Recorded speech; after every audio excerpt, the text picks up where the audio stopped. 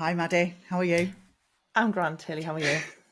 So I think we should start this episode, Maddie, by saying thank you so much to everybody who's tuned in so far, left us a review, written us a Yes. DM. It's so lovely that everyone's really got on board, and we Yeah. definitely read everything and are really buzzing that people are enjoying it. Yeah. I'm a numbers guy, so I'm literally obsessed every minute I refresh the charts. Thrilled to be beating Andrew Tate. Um, so Yes. thank you guys for that alone. And yeah, sharing it, tagging people, just the conversations. It's just amazing. And we made this for you guys. So if there's anything that you want us to talk about or expand on, just let us know, and would love to, put it into a future podcast episode. So yeah, massive thanks. Yeah, it's been so lovely, hasn't it? It's been so Yeah, nice. And so very nice. Yeah, let's make another episode, Maddie. Let's make yeah, another let's do episode. it. So, what's on the agenda today? What's the plan? So I have been noticing a pattern, as I do all of the time, and it's Yes. where people a money pan. And what I'm seeing is people capping their financial growth. So, one example might be I want to stay under the VAT threshold. So I'm like creeping up towards it, or their accountants maybe giving them a bit of a heads up. And they think, do you know what? I'm going to stay under. I'm going to maybe take the 6 weeks holidays off, drop a day, ask me staff to go self-employed, whatever it is, to kind of really retract and Yeah. stay under that. Do something to reduce business. Yes, that's it. They're like panicking that it's growing, and they go, "No, I need to take a few steps back," because it feels really scary. It feels like this big sort of cliff edge, and a lot of people speak about it in a way that's like pretty terrifying. And Yeah. but I know with the work that I do around money, around pricing, is that often people think that it's entirely the external stuff, like the revenue, the VAT, the things like that, and people in their areas, how competitive it is. But I think a lot of it, just like pricing, comes from a deeper place. So, for example, me and you coach together in my program Breakthrough, which is for people who are fully booked and they want to reduce some time without reducing any profits. And now what they're seeing is they're facing this sort of dilemma because they're making more money for the first time, or they're really kind of growing in this sort of quick way. And I wanted to talk about like the internal challenges around that, because when I see you coaching them inside of this, I'm like, yeah, this is absolute magic. So just for example, it might be the first time they've out earned their partner or a family member. It might be having this like upgrading lifestyle, but they're like, oh, I don't want to share it. Does it look like I'm a dick if I post about my new car or whatever? And those feelings of guilt around raising the prices, or even feeling guilty about working less. And it's because they've put in, these systems Yes. and processes and stuff like that. So I'd love to know your thoughts on that. And if you're okay to chat about that today, there's the sort of the more internal challenges around being successful as it relates to making more money. Yeah. And so, like, what's going on for why are people panicking about earning more money? Yeah, like is it all Like, what are the external, or is it, consequences? yeah, like why doesn't Yeah. that feel good when on paper it's what they've wanted Yeah. for so long? Yeah. This is kind of my area in Breakthrough as well, isn't it? It's Exactly like this. So I thought, let's take a little when bit it's of Haley magic outside. yeah, when it's not strategy, what yeah, and I think it's so interesting actually because it's like sometimes people know the strategy, they know what to do and they're not doing it. And it's All like, the time. why? Yeah. All the Yeah. time. And this happens to me when I'm coaching a lot actually. I mean, I'm thinking about a conversation I've had this week straight away where someone knows what they've got to do. And then when we dig a little bit, it's an emotional reason why they're not doing it. Oh, Yeah. and how I would really phrase this, Maddie, is it's a relational problem. Often, Ooh. yeah, people are not doing something or earning more money. It will affect your relationships in your life, and it's That's, complicated. And so I'll give you some loose yeah. Yeah. examples. Yeah. I And love so this. I know things like I've had someone say to me, if I earn more money, my clients will think I'm greedy. I hear that loads. Yeah. They won't like me anymore. I think there can be challenges around out earning the people in your circle. And so it can change the dynamics in a household if you start out earning your partner.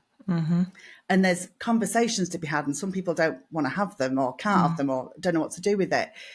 If you start out earning your friends or your colleagues, people worry people are going to be like, who does she think she is? If you get a new car, people worry about stuff like that.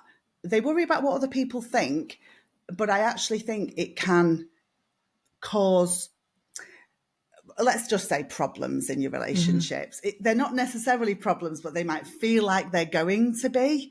Conversations are going to have to be had. And I think sometimes people haven't really thought about it in their conscious. It gives them an icky feeling somewhere in their subconscious. And so they don't act. And what I often find when I'm coaching people is when I dig and I say, what will happen? This comes to the fruit. Like, I'm worried what my husband will say. I'm worried what the other people in the salon will say.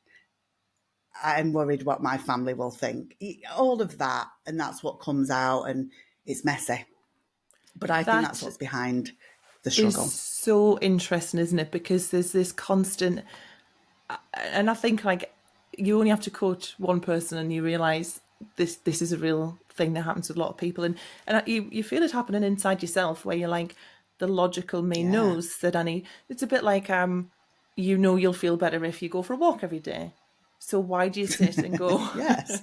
Why is it not happening? I'm not attacking you. Like there's days when I go, I know I'll feel better if I go to the gym, but a big part of me just doesn't want to do that. Or I know that I'll feel great if I eat really healthy or make good decisions when I'm food shopping. So why am I, at the same time as my Tesco delivery, why is the Uber Eats guy turning up? It's like, I know I should know better. Why do I keep doing this? And that's really interesting, and I want to know more. So I also have something else to say about that as well, if you're going to connect it in that way, is that sometimes it's about short-term gain and long-term gain. It's like, I'm going to kick it down the road, or I'm going to avoid this discussion in the short term and push it all down the road. And so, like me not going for a walk, it's like, I'm tired today, so I'm not going to do it. And that solves my short-term now problem. I feel a bit better, but long-term I don't. And I think it's exactly the same with, let's say, someone avoiding VAT. It solves their short-term discomfort, but it doesn't solve long-term discomfort. And so, no, that makes perfect sense. And it's like, I think for those who liked our episode on ADHD, I know that related to a lot of people, neurodiverse pals. We are pretty bad at long-term gratification, delayed gratification. We're just like, I want to feel good now. Almost like we can't even connect. Do something. Exactly. So I can, have more dopamine. So this is all making sense, but I love what you're saying about the relationship thing, and I would really like to get into the specifics if we can. So if we go back to I'll have a go. The kind of give it a whirl. If we go back to those examples, let's talk about the first one. So staying out earning your partner for the first time. So out earning like a family member. There's someone in your life who you go, I am realising now that I'm going to earn more than this particular person. Usually a partner, isn't it? But it might be like a parent or best, like sibling or best friend or something. So tell us the relation stuff about that. I think it comes up a lot when I'm coaching people that women out earning their male partners, they worry about their ego. They worry that how they're going to take that. And obviously people's partners are different, some will be thrilled and some might feel a little bit worried, and that's their business. That's this guy's issue, really, but people worry it will change the dynamic in their relationship. And sometimes they're doing it to protect other people. They think other people will feel bad about themselves, maybe. And so they stay small to protect other people. I mean, Maddie, it's a people-pleasing thing. Staying small, reducing your shine to protect other people is a people-pleasing trait.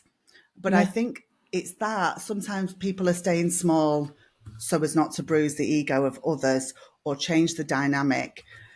So it could also be if you start out earning your partner, maybe the division of labour might need to change in the house. Maybe your business takes off, and when the dynamics of a relationship change, that's messy for people in them. Do you know what I mean? It's like the jigsaw's not quite fitting anymore. Yeah. And it's messy. And I think people just don't want to have those conversations sometimes.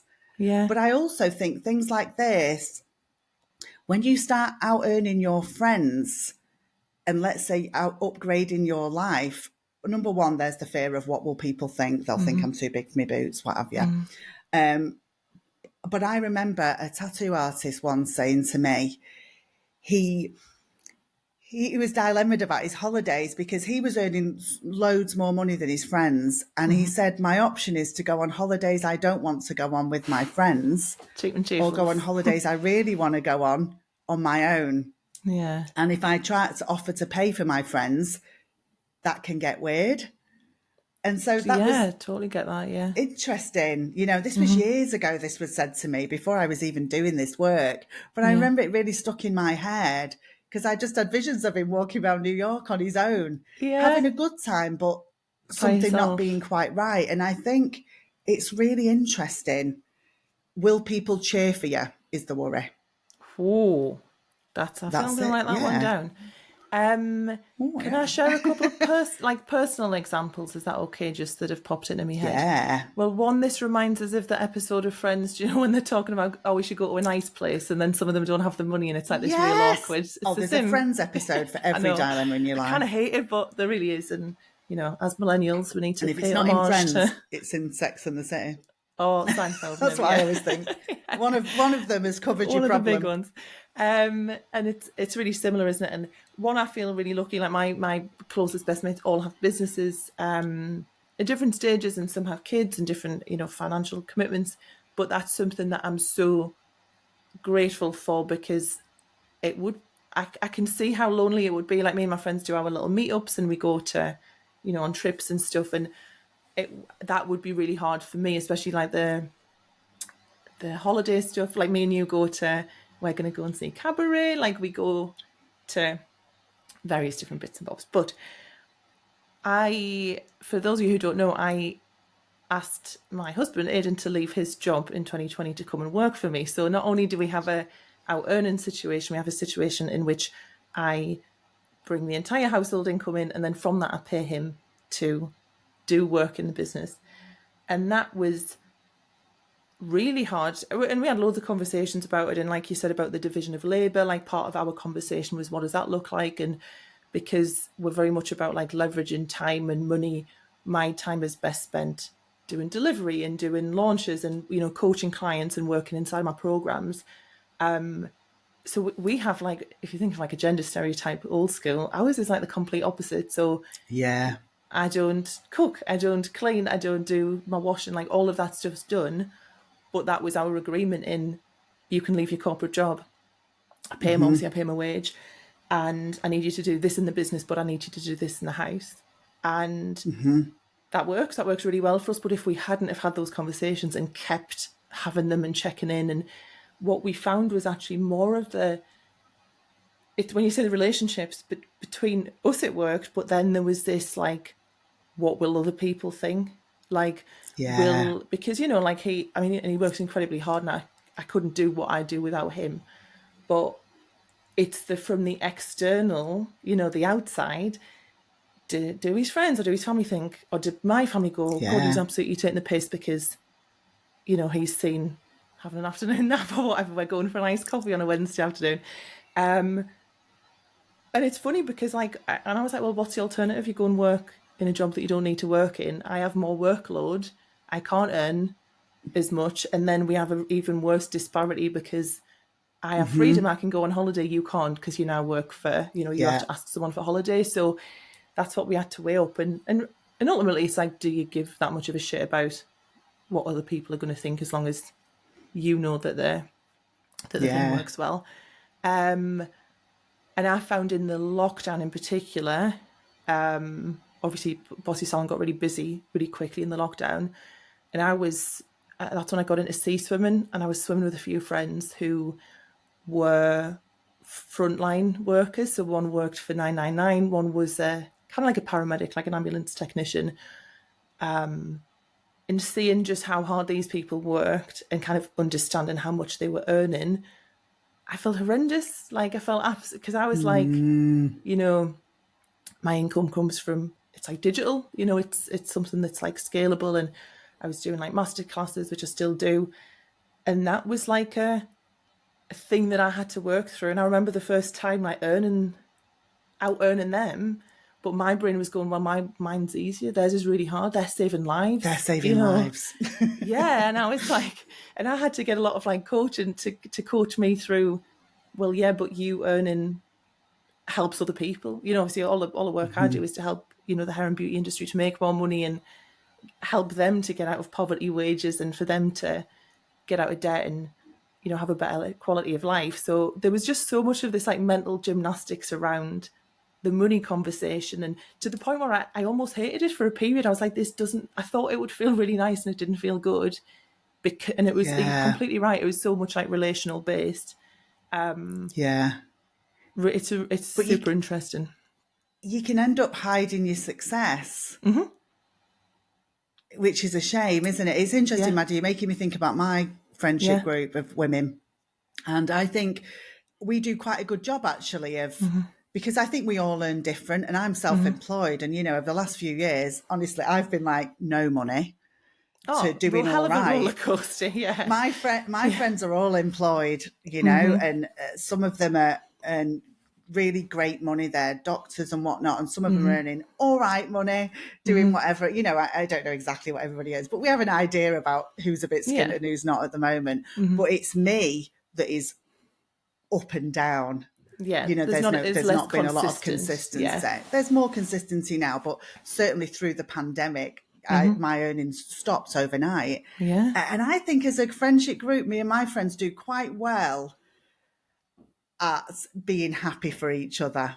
Good. I remember one of my friends coming into a lot of money when I was really broke, and she said, I feel bad talking about it. And I said, make no mistake, I'm happy for you.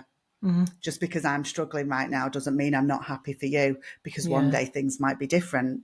And she was like, oh, really? And I said, honestly, please don't do that, because then I might have to do it if I do well. And I don't want to. I want us all to be happy and celebrate each other. And I think we do a good job, but like the Friends episode, we don't go to really bougie places. Yeah.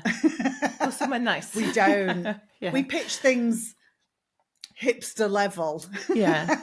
And because we know everyone can always afford it no matter what's going on in their life. That's how we manage it as a friend group. Yeah, and it's like you said, it's just having the conversations. Like we do what we call a retreat. So it's like a bunch of us go who've got businesses, and we go to the lakes or Northumberland. And shout out to my best friend Nikki, the greatest organizer on the earth. I just like to be told, I'm going to knock on for you at 10 o'clock. Be ready. That's all I need to know. I've got my laptop. I'm good. Yes. And Nikki will send this like amazing itinerary of, we're going to do this. This is what we're having on each day. Bring this food. This person's cooking and all of the above. But when we're arranging it, Nikki actually pitches like different budget levels. So it's like, I found 3 Airbnbs. This one's more expensive, but it's next to a waterfall, so we can have a hike. And if anyone wants to just come for the day, we'll arrange that. So, for the last one, if some of us were there longer, we were like, okay, well, we'll put more in, or however it works, or I'll pick you up so you do the food shopping. So we have loads of really open conversations where it feels really balanced. And because we are so lucky to be very open about it, like the challenges, but also like, oh, this has gone well, it makes it easier and nicer to sort of help people out. So like, for example, my friend's having a nightmare at the minute with a car, and it's been really expensive. So we went for coffee the other day, and I just was like, coffee's on me. Like, it's just, it never feels like it's one person just, and I think that would be really hard if you were the one person in the friend group who was maybe making a lot, because I think you could maybe get resentful. But like you say, it's like aim for hipster things. If you kind of have to meet everyone in a where they can manage. Yeah, we have a level where because we all do like the same things, and a couple of us are a bit more bougie than the other ones. Yeah, but we do that elsewhere. Yeah. You know, I do bougie things with you. I have other friends I do bougie things with, but Yeah. my mates, we have a sort of standard that we more or less stick to. And Yeah. if we're doing a girls' trip and someone's a bit skint, we pitch it at their level. Yeah. Yeah. Where they're at right now. That's just what we do. Yeah. And it works well. But I think the key here, Maddie, is the theme is you've got to be willing to have these conversations, but you've also got to have people in your life who are willing to have those conversations. And I think the fear that we see in our coaching, in your breakthrough program, and when I'm coaching one-to-one, is they're worried other people are not willing to have those conversations. That's the fear. Yeah. Yeah. But it's like, how do I even bring this up? Yeah. Yeah. There's just real fear around, but also I think it's fair. Some people aren't happy to have those conversations. Yeah. They want to try and just pretend it's not happening and work around it. And it is what it is. It's like, I mean, you know, me and you've had buckets of therapy. When you want to start changing things in your life, when you've had therapy, because that's what you do, your main fear is some people don't want to have those conversations with you. And they don't, Maddie, do they? They don't. And not only do they not want to have the conversations, but they can't even witness a positive shift because it's just for whatever reason in their mind or their dynamic, it's like that they can't hack that. And that's for me, that is one of the hardest things about being on a path that is successful, is like you don't realize that there are people who are not going to be happy for you, or who, I call it like the bucket crab mentality. Like if you put crabs in a bucket and one tries to climb out, the rest will pull it back in, and if it tries to climb out again, they'll pull it back in and smash its legs up. So it's like we hate it when our friends become successful, the Morrissey song. Yeah, exactly. And if they're northern, it makes it even worse. That's one of my favourite add lyrics. to it like being women and being working class, and if you're the first person in your family to do this, like dealing with the fact that family might find it difficult to see you have a different life from them, and not follow the same path. On the kind of next one, this thing, if you've upgraded your lifestyle, but again, it's the whole, do I share my holiday to Barbados? Do I share my car? So you mean like with clients, say? Like on your like, Instagram. I think like behind the chair, Well, it's just really this, isn't it? Do I talk about my lifestyle on my social media? Yeah. I suppose is what you mean, yeah. Yeah. Like I've got because sorry, I was going to say, I know someone who does extensions, and it really shocked me to see it, but I was like, do you know what? Good for you. And he shared a photo of his brand new Range Rover and just literally said, "Thanks, clients. I've been able to do this because of you." And I was like, Jesus, like we'll you're usually like, what's gonna divide? Yeah, like most people try and do everything to almost like separate, even though people know when you're behind the chair and that's your only job, clients know that that's where you get your income from. So anything bought with the income is through them. But also they work in a corporate job. Their boss pays them. It's, they can spend the money on whatever. But yeah, I see this where people are like minimizing it, or they'll say, I got this hotel, but it was a great deal. Or I got this car, but it's on, like finance. The discount. Like the whole, things. I didn't, that I got this Don't on worry. Vegas. Yeah, I can't really afford it. Yeah. And is that the same thing, the relationship thing, if we're talking about specifically with clients? I think it's the fear of what people will say. It's the she's getting too big for her boots thing. Yeah. I'll never forget a beauty therapist that said to me, "I'm worried my clients will think I'm greedy." Yeah. She thought she should only be able to charge just to survive. Yeah. I hear that all of the time. She thought if she didn't use these words, but this is what I heard, she shouldn't be making too much. Yeah. Which is... And I just thought, wow. But it's this. Our income is directly tied to the relationships we have with our clients. It just is. I'm not sure there's many jobs apart from, real... self-employed service industry, not employed as well, actually. But, if you're a hairdresser or beauty, for sure, there'll be other jobs. I can't think of them right now. But it really matters that you and your client get on. And so I think we think, if I post about my new Land Rover, that client might change how they feel about us. And then and leave us. And then we won't be able to afford the payments. I think it always comes down to they'll leave us and then I'll be skint. Yeah. And so if I do anything to affect this relationship, this can affect my security. I think that's the absolute bottom line. And our jobs are so tied to our relationships It's funny with clients. because as you're saying that, I'm thinking about who do I like hire as, like, who am I the client of where I have a relationship with them, and I'm trying to think about the money aspect. One that popped into my head is my financial planner. Now, I know she's doing well. Like, I know that, Yeah.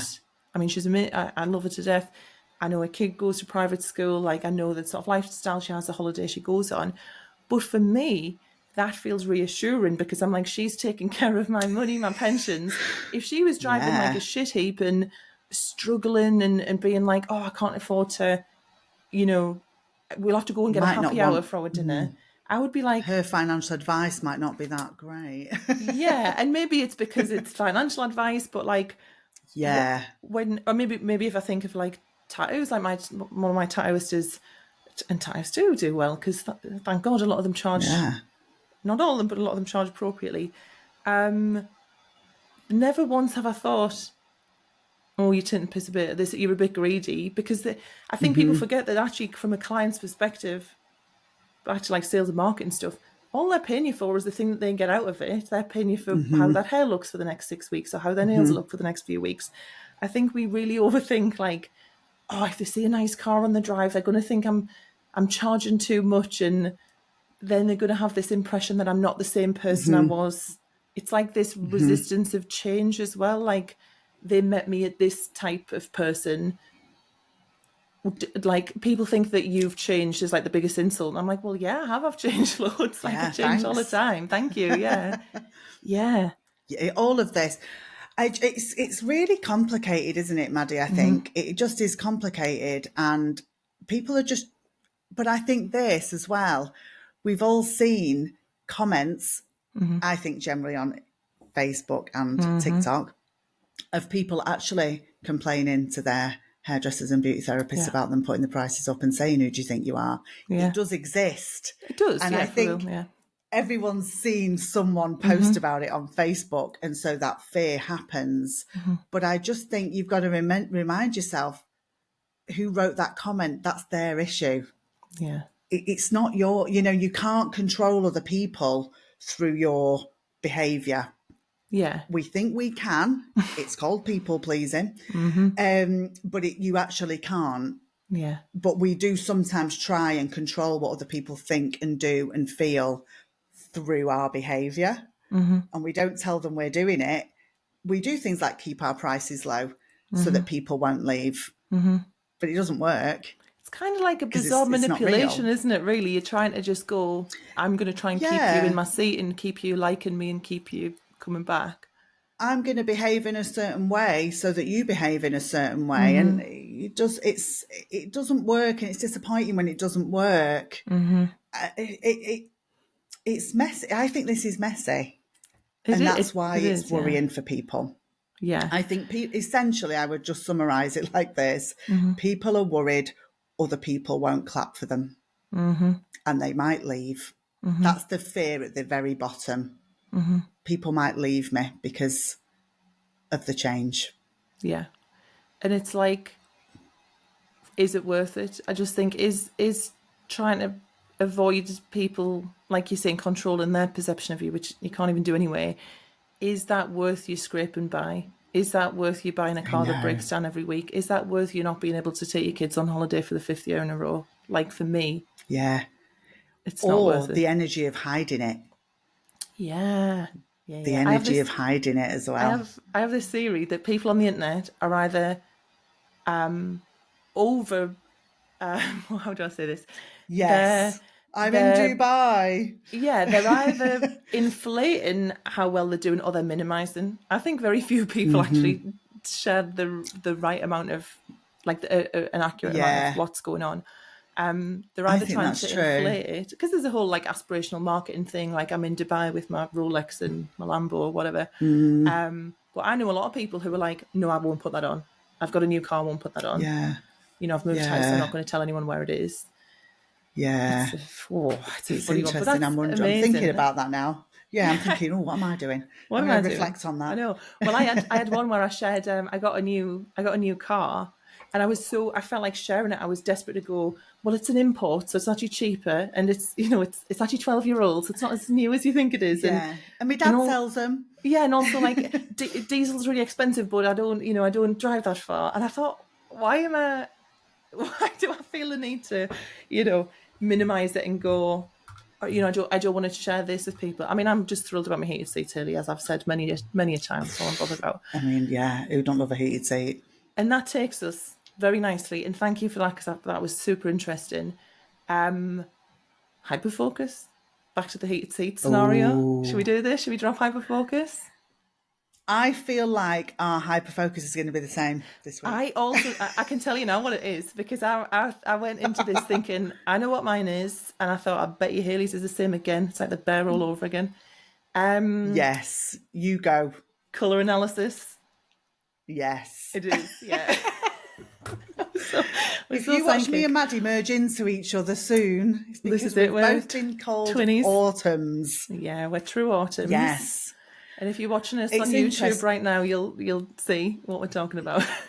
We're rocking our colours. Yeah, we're it's looking so great. interesting because you started talking about the fact that you were getting this done, and I'd had it done years ago, and I'd been getting obsessed with it again recently. I'd been hitting the Pinterest hard because I thought it wasn't right. I thought the one I was given years ago was not right. Yeah. And so I'd been trying to figure out which one I was, and just getting completely confused. And then when you said, I'm having this done, I thought, I'm going to have it done again.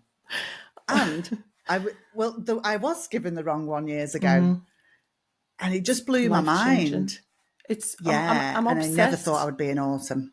Same. I was devastated about black not being a good colour, but I don't care. I'm just going to wear it anyway. Same. This is my vibe. So for those listening on audio, I've got a black vest on, but I've got my little olive green dungarees and a little rusty orange cardi.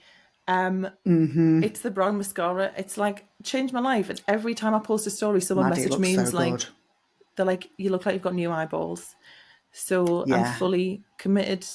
I already know what my next hyperfocus is going to be because it's an extension of this, but I'll keep that for the next episode. Yes. Mine is a big extension of this. We'll see how that pans out, won't we, in the next episode, see if it's still going. I mean, my Breville Toasty hyperfocus from a while ago is still heavily rolling on. Yeah, my TikTok garlic breads has been 6 months. The other day I was like, I might be getting sick of these. And I thought, nah, still love them. Change me seasoning a bit. Cheese and onion Brevilles just yet. Oh, it's interesting, the seasonal analysis, though, isn't it? It is. And I think what's interesting is it's funny when, you and your friend get the same one, because I thought, oh, God, are me and Maddie going to start merging? Yeah. But what I've noticed is you're leaning heavily into the orangey browns. Yeah. But and a bit of khaki. But I'm leaning heavily into the navy, the maroon. Yeah. And the khaki. Like now I'm a bit like, I should orange. look at those. But and I used to actually hate the colour orange. Like for years I'd be like, oh, it's just as the colour, I didn't like it. And now I'm like, oh, why did I not like that? Because that's a really nice colour on. But we'll save this talk till the next time, because I think I know where our next hyperfocus is going to go. I know where mine is. Let's see. So good. Well, thank you so much. That was mega interesting, Haley. And I'd love as always, for listeners to go in the comments or send us a DM. Let us know if this resonates for you and how this has shown up for you. More money, more problems. Relationship edition. Amazing. Thank you so much. We could do more about this for sure. Yeah. Let's do another deep dive. Yes. Amazing. Thank you so much, Haley. And see you at the next one. See you later, Maddie. Ta. Thanks for watching. If you enjoyed this episode, please like and subscribe, and don't forget to leave your thoughts in the comments. Please support those who support us, and check out Timely, who we recommend as our favourite booking system for you. New customers can get 50% off their first 3 months with the code COFFEE50.